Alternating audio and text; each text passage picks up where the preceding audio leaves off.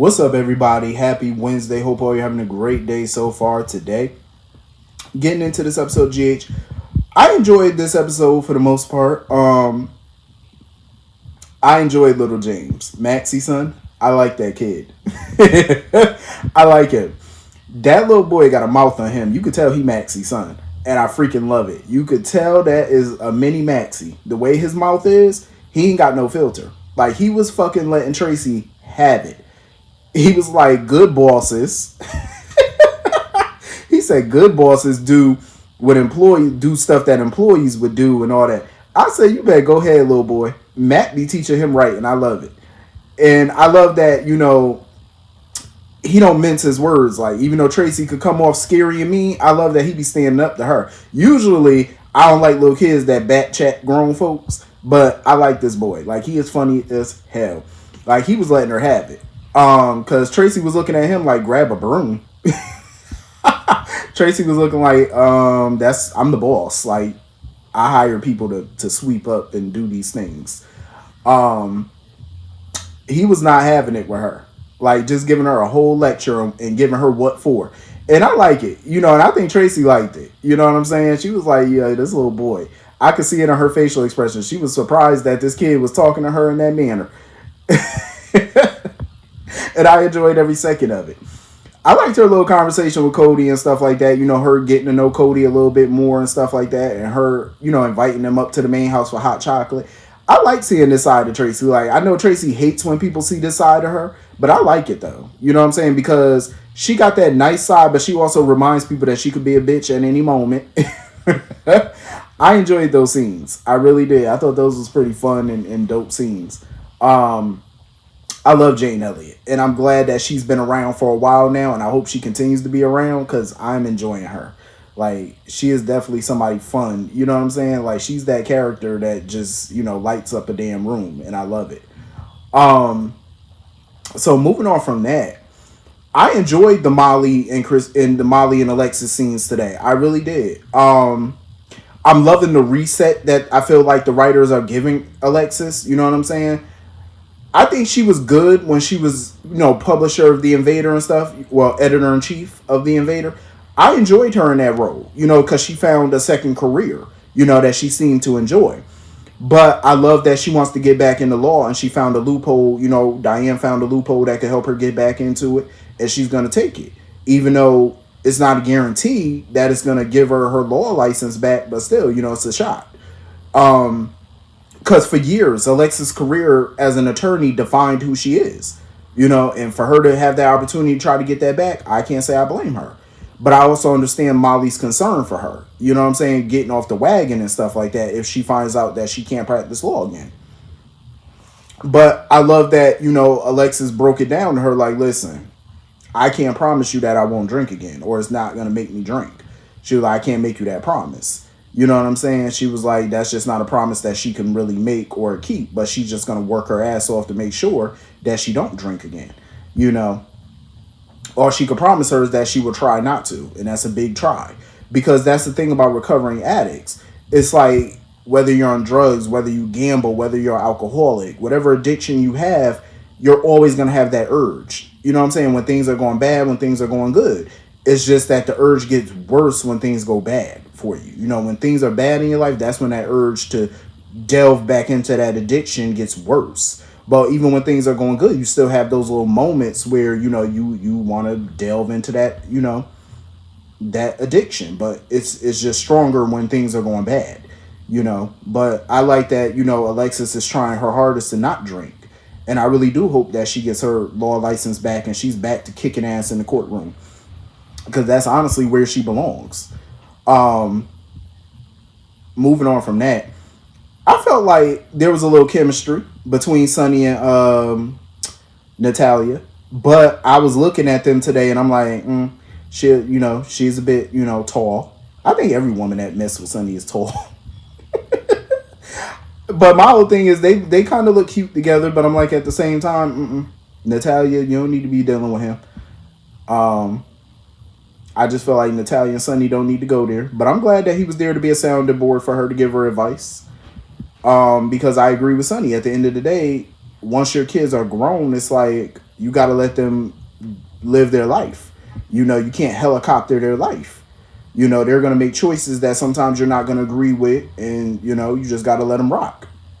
And my thing with Natalia is she shouldn't beat herself up over not knowing what was going on with Link, you know, between, you know, Blaze and Link.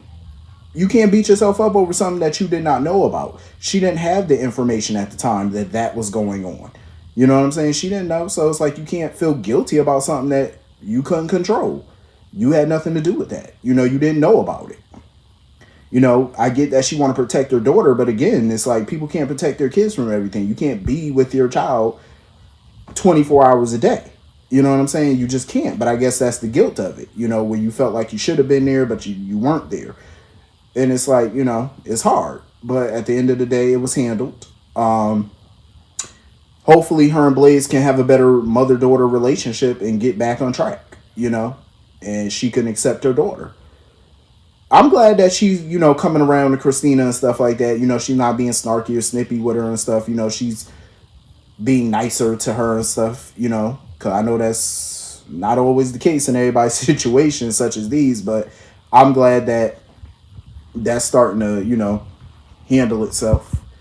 And, you know, Sonny was the sounding board. Moving on from that, I am so freaking happy.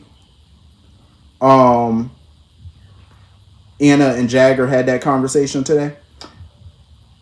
And I'm glad that Anna finally came to the realization that she was wearing rose-colored glasses when it came to Sonny.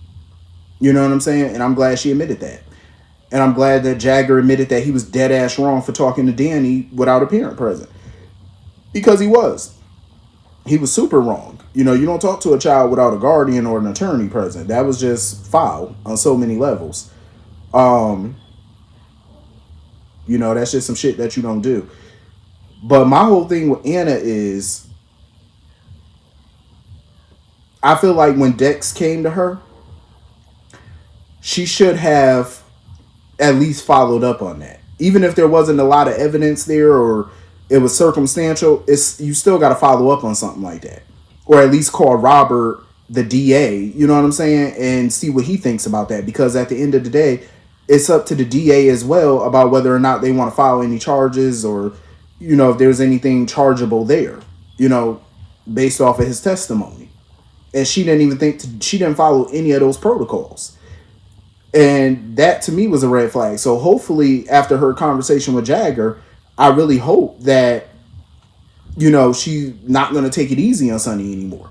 You know, if somebody comes to her with information or something like that, use that information. And she still can investigate this. She still can go to Cyrus at least and try to talk to him about it and see if he'll cooperate. Because if you can get Cyrus on your side and cooperate, you got evidence there. Or better yet, since Dex told her what happened, Dex could tell her the date that it happened.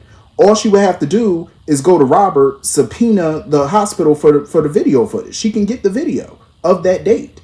And that video alone will corroborate everything Dex told her.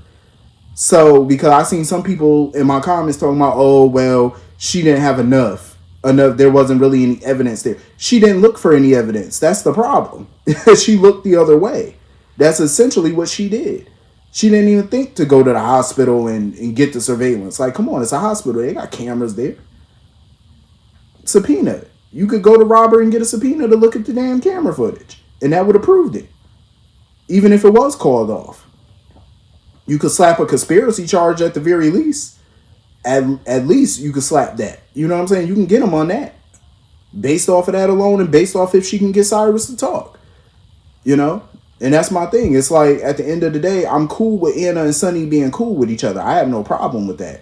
But if you're going to be in law enforcement, you're going to be a PC, then the friendship that y'all may have has to go out the damn window. You know, you got to do your job. Bump all that. You know, that friendship shit don't mean nothing.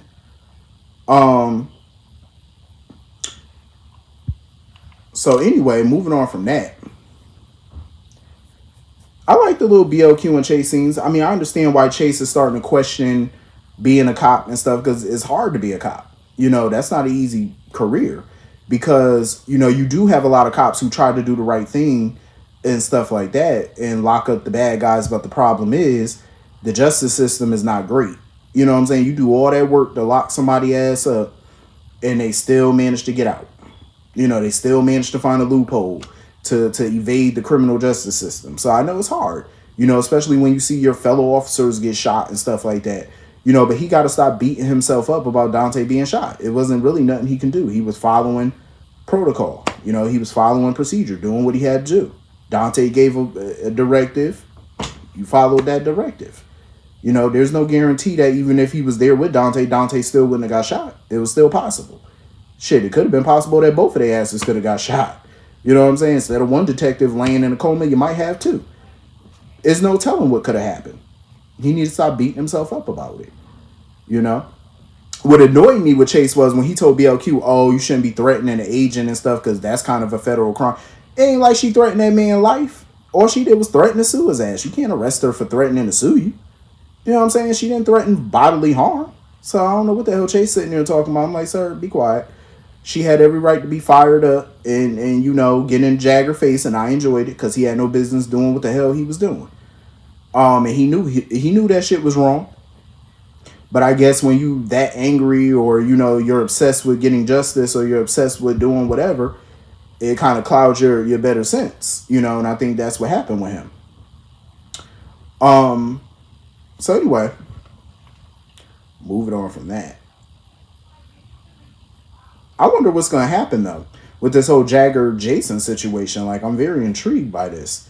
Like, I really want to know what is the plan here. You know what I'm saying? Like, what's the big...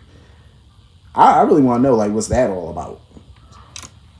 So, hopefully, I can't wait to see them come face-to-face and have a one-on-one conversation with nobody else around. Because I want to know, like, what's the goal? Like, what's the end game here? I enjoyed the Nina and Valentine scenes, though. Because you know what? I was wondering in this moment, was the writers trying to spin the block on that relationship? Like, was the writers trying to hint that maybe Valentina and Nina could get back together? I mean, they're both kind of single. You know what I'm saying? Like, Valentina Anna is no more, and Nina's heading for divorce. So I'm like, could we be seeing a reuniting? Because I feel like a lot of what Valentine said was so true today. Like, I've been saying it too. Nina needs to stop fighting for Sonny so much. You know, everything Valentine said to her was so true. She need to go back and remember who the hell she is. You know, stop sitting here bowing down and trying to beg Sonny for forgiveness and all that. Because at the end of the day, what Valentine said was correct. Every time Sonny gets mad at somebody, he writes them off. He's a hypocrite. You know, Sonny does bad shit. He done wronged a lot of women his damn self. And he expects forgiveness from those women. But when it comes out, you know, that somebody did him wrong a little bit or whatever, oh, there's no forgiveness there. Or he got to take his time with it. And I don't like seeing Nina beg. You know what I'm saying? I don't like to see her be all up in knots and stuff trying to fight for his little ass. You know what I'm saying? She need to go get herself a real man that know how to talk through the problems. You know, instead of, you know, just cutting and running as soon as shit get tough. That's marriage. It's called for better or for worse. And sometimes worse is bad as hell. You know what I'm saying? That's marriage. You know what I'm saying? When you take them vows for better or for worse. And people always want to be in a marriage for the better. But as soon as the worst happens, that's when, oh, no. I got to divorce you. I got to get out. No, that's not marriage. That's not how that works. It's not how that works. You got to stick that shit out. You got to talk about it. You know what I'm saying? You got to try to figure it out. And Sonny not even trying to hear what she got to say. So at the end of the day, I say sign the damn divorce papers and let that little man go. Let his little ass go and focus on you. You know what I mean? Focus on your career and what you need to do. You know, find somebody else or let love come to you, you know, instead of looking for it. Because I definitely feel like there's still some feelings there, unresolved things between her and Valentine by the way it was looking. I was like, oh. I think Valentine definitely gave Nina some food for thought today. I definitely feel like he did. He gave her some things to think about. And hopefully what he said today was what she needed to move on from Sonny. Because I think it's time. Move on from him. But anyway, that was pretty much the whole episode. Hit the comment section. Let me know what you all thought. And I will see you all later. Have a great night. Peace.